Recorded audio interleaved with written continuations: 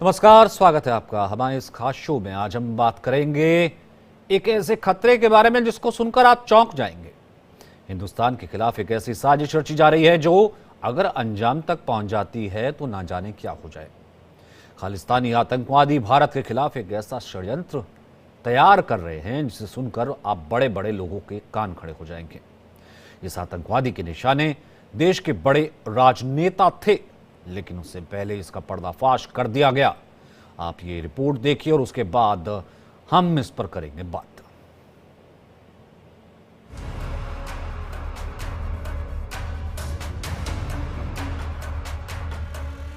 भारत के खिलाफ हो रही एक बड़ी साजिश का खुलासा हुआ है। खालिस्तानी आतंकवादी गुरपतवंत सिंह पन्नू को लेकर एक ऐसा खुलासा हुआ है जिसे सुनकर आप चौंक जाएंगे।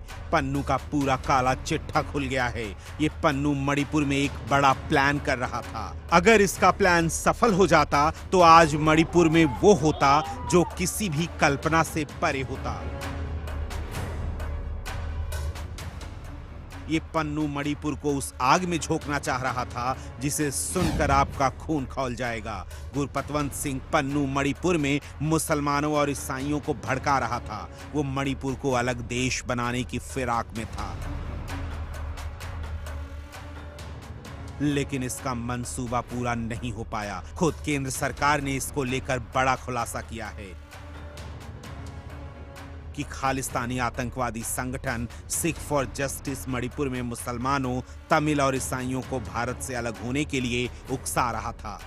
आतंकी संगठन गैंगस्टर्स, आतंकवादियों और कश्मीरी अलगाववादियों सहित दूसरे कट्टरपंथी के साथ भी सांठगांठ कर रहा था।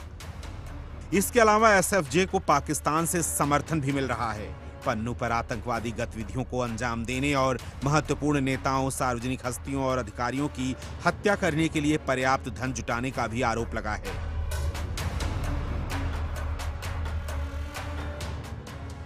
खालिस्तानी आतंकी संगठन सिख फॉर जस्टिस पर 5 साल की बैन को दिल्ली हाई कोर्ट के ट्रिब्यूनल ने मंजूरी दे दी है। इस उग्रवादी संगठन पर होम मिनिस्ट्री ने बैन लगाया था, जिसे ट्रिब्यूनल ने सही माना है। आप सोचिए, ये खालिस्तानी आतंकवादी कितना खतरनाक खेल खेल रहा था।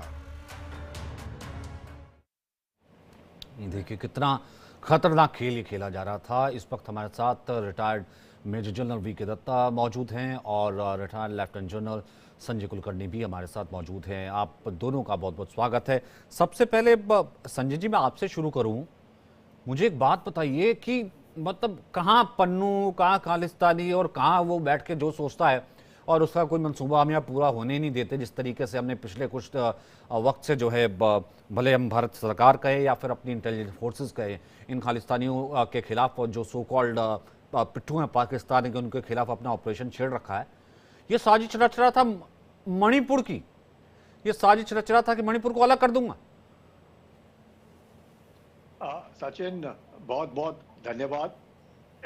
मैं कहूंगा कि अगर हम कहें कि जिस प्रकार से शेख हसीना ने एक बात कही थी कि कोई गोरे आदमी वो जो कुछ न कुछ रहस्य कर रहे हैं बांग्लादेश के अंदर, और यही नहीं, और उनका मकसद था कि क्रिश्चियन लैंड बनाने का, और वो क्रिश्चियन लैंड जो जिसके बारे में वो बात कर रही थी, उसके तुरंत बाद तख्ता पलट और यूनुस जो अमेरिका के प्रॉप्ड अप नोबेल लॉरिएट हैं, उनको वहां पे एक चीफ एग्जीक्यूटिव बना दिया गया।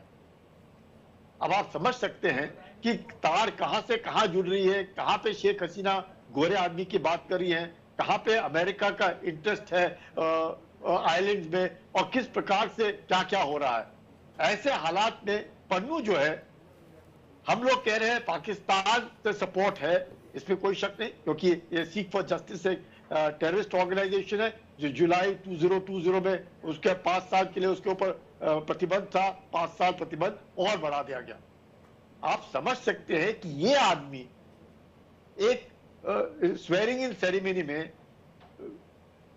अपने यूएस के राष्ट्रपति के वहां पे मौजूद है, तो आप समझ सकते हैं तार कहां से कहां जुड़ी हुई है, और ये किधर और कहां पे अमेरिका जो है वो खासकर म्यांमार में बांग्लादेश में उन तत्वों को एक तरीके से उकसाने की कोशिश करी है जो वहां पर क्रिश्चियंस हो, प्लस म्यांमार के अंदर जो हम थ्री ब्रदरहुड कहते हैं उनके बीच में भी अलग अलग है।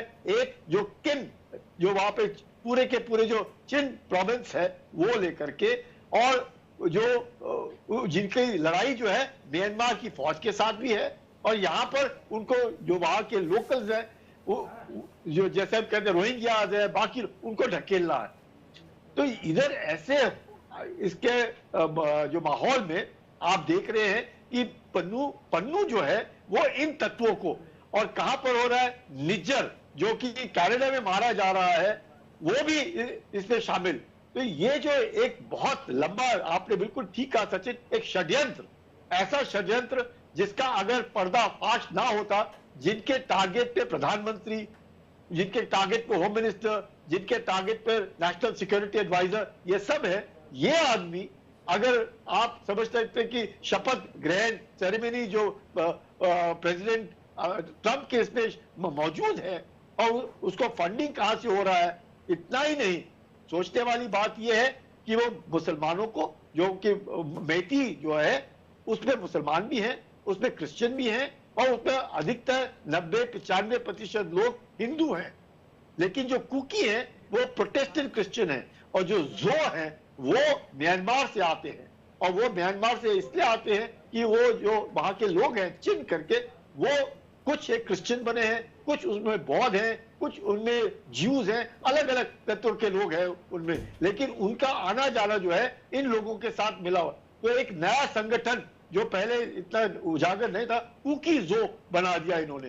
तो कुकी जो बेटियों के बरखिलाफ लड़ाने की कोशिश, और छोटी सी बात के ऊपर कि भाई बेटी जो है वो अपने आप को शेड्यूल ट्राइब चाहते, जबकि कोर्ट ने उसका वो जो आदेश दिया था वो उन्होंने विड्रॉ कर लिया, उसके बावजूद भी। तो ये एक बहुत बड़ा षड्यंत्र है जिसमें हम लोगों को सतर्क रहना होगा। ये इतना पावरफुल है क्या वीके दत्ता, तत्व जो है वो परेशान, मेजर वीके दत्ता, ये इतना पावरफुल है क्या ये पन्नू? मतलब ठीक है, वहां दिखा था लास्ट टाइम जब वो स्वेरिंग सेरेमनी थी, मतलब इधर से कुकी उधर से मैती, और वो मणिपुर और प्रधानमंत्री को भी निशाने पे ले लेगा, खालिस्तान इसने अलग बनाना है। वो खैर वो दिन में सबने देखता रहे, इसके साथ ही किस तरीके से एक एक करके मारे गए, वो हमने देखा कि कनाडा में वो क्या रहा है। मतलब ये क्या है, ये क्या मतलब एक तरीके का आतंकवादी है, तो क्यों नहीं इसका निपटारा होता? और इसको इतनी पावर और इतना वो क्या मिल रहा है, क्या इसका ग्रुप है, अगर इसको थोड़ा पीछे से अगर देखे वीके दत्ता? देखिए, ये जो आप देख रहे हैं गुरपतवंत सिंह पन्नू, ये एक मोहरा है, ये एक मोहरा है आईएसआई के हाथ में, सीआईए के हाथ में, खालिस्तानियों के हाथ में। ये मतलब एक ऐसा जोकर है जिसको जहाँ पे आप तब ताश का पत्ता खेलते हैं ना, जोकर कहीं भी फिट हो जाता है, ये उस प्रकार का जोकर है ये।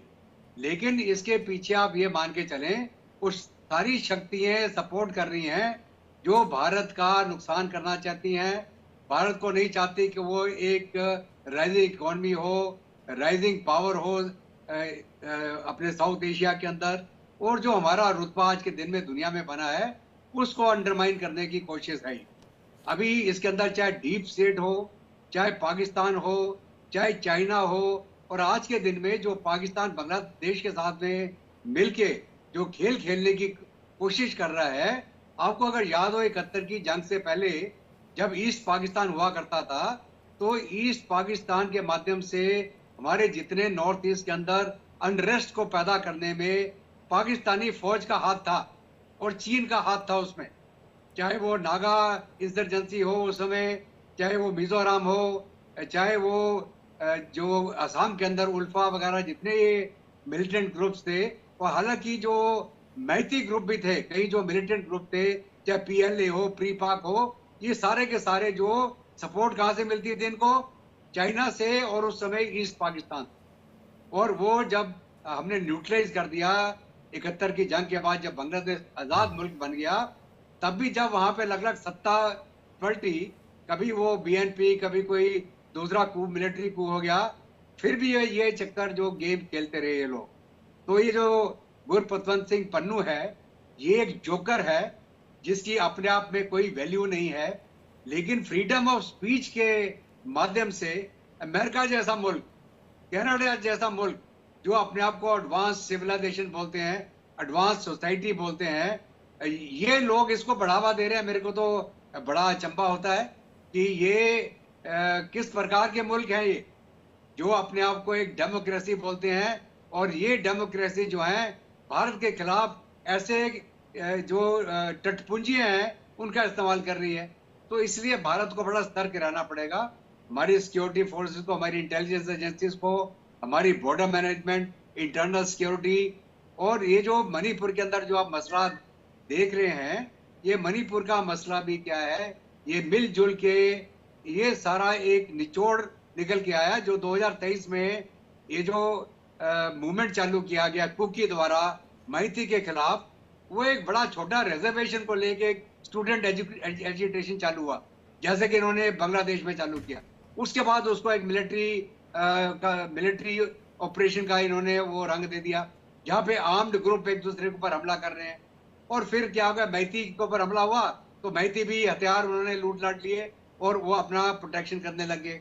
और बीच में हमने जो आर्म्ड फोर्सेस स्पेशल पावर हटा दी थी, उसके कारण हमारी आर्म्ड फोर्सेस एक डायरेक्ट एक्शन नहीं ले रही थी, वो सिर्फ पुलिस एक्शन चल रहा था। लेकिन अभी आस्ते आस्ते हमने कई जगह पे वो उसको दोबारा इम्प्लीमेंट किया है।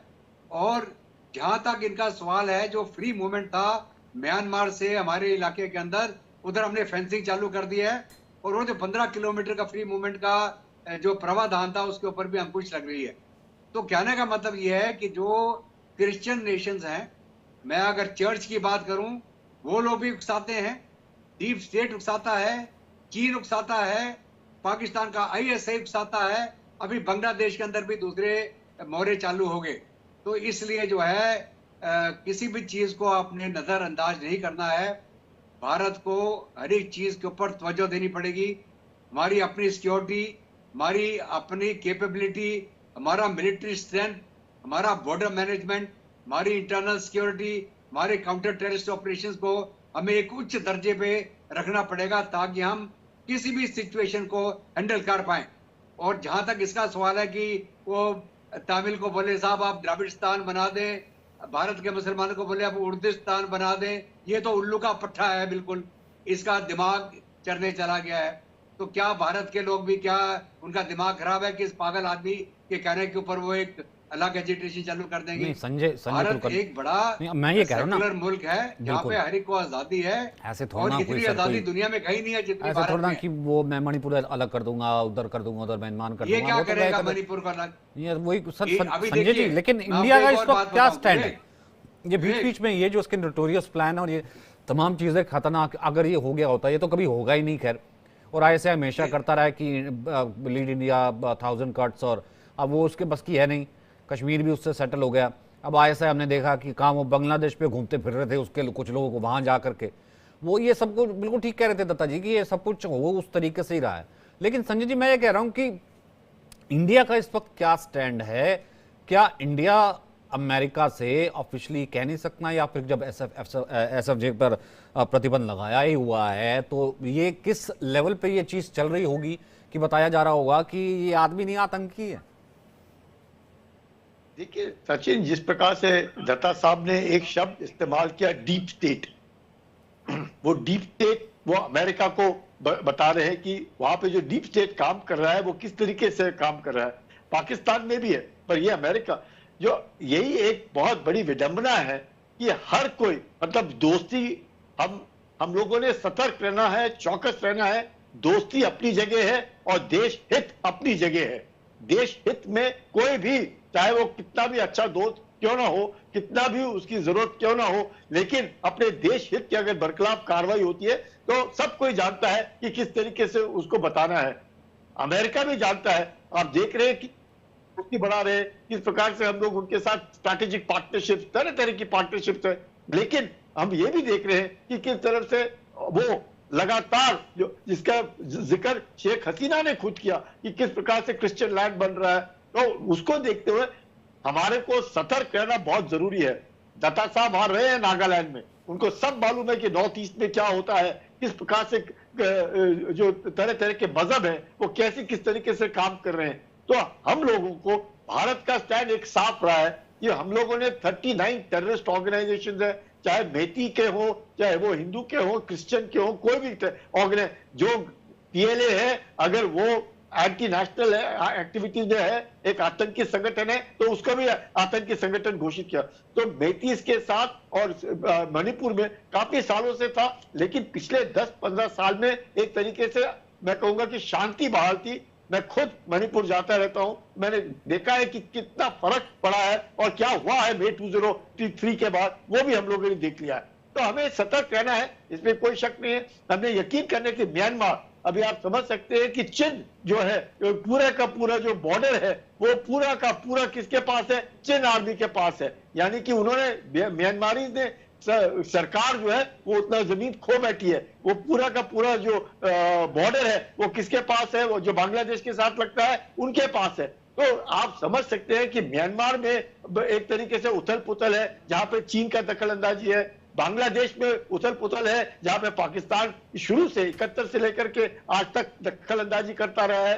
तो वहां पे अब अमेरिका जिसकी जरूरत है, सेंट मार्टिन आइलैंड उनको चाहिए, क्योंकि उन्हें चीन के ऊपर नजर रखनी है, जिसका बांग्लादेश के उस तत्कालीन प्रधानमंत्री ने मना कर दिया है, उनका इंटरेस्ट है। तो ये सब को लेकर के उन्होंने देखा, पन्नू जो है एक ऐसा आदमी उनको मिला जो हब, तो आप समझ सकते हैं कि चाहे वो दक्षिण में हो, तमिल्स को लेकर के हो, ईस्ट में हो, चाहे क्रिश्चियंस को लेकर के हो, मैथीस को लेकर, तो हम लोगों को सतर्क रहना बहुत जरूरी है। देखो अब हम बार बार देखते हैं कि किस प्रकार से सिलीगुड़ी कॉरिडोर है, वो भी हम लोगों का बहुत ही एक सेंसिटिव एरिया है, बहुत नैरो एरिया है, जिसमें से सब कुछ गुजरता है, सारे के सारे जो ईस्ट के स्टेट है उनके साथ हमारा। तो हम लोगों ने नजर तेज रखनी है, सतर्क रहना है, चौकस रहना है। और यही कारण है कि उस चौकसी और सतर्कता से हमें पता चला है कि किस प्रकार से इनका इंटरेस्ट था प्रधानमंत्री के ऊपर, किस प्रकार से उन्होंने होम मिनिस्टर को करना था, या एनएसए को करना था, या अपने एम्बेसडर जो यूएसए में है, हमारे जो बच्चे वहां पे पढ़ते हैं, कुछ दिन आने वाले वक्त में हम दोबारा एक ऐसी कोई बात सुनेंगे। ये सब जो है ये आपस में ही निपट गए, जिस तरीके से जो है कनाडा में जो है इनके साथियों का अंजाम हो रहा था। बहुत बहुत शुक्रिया। फिलहाल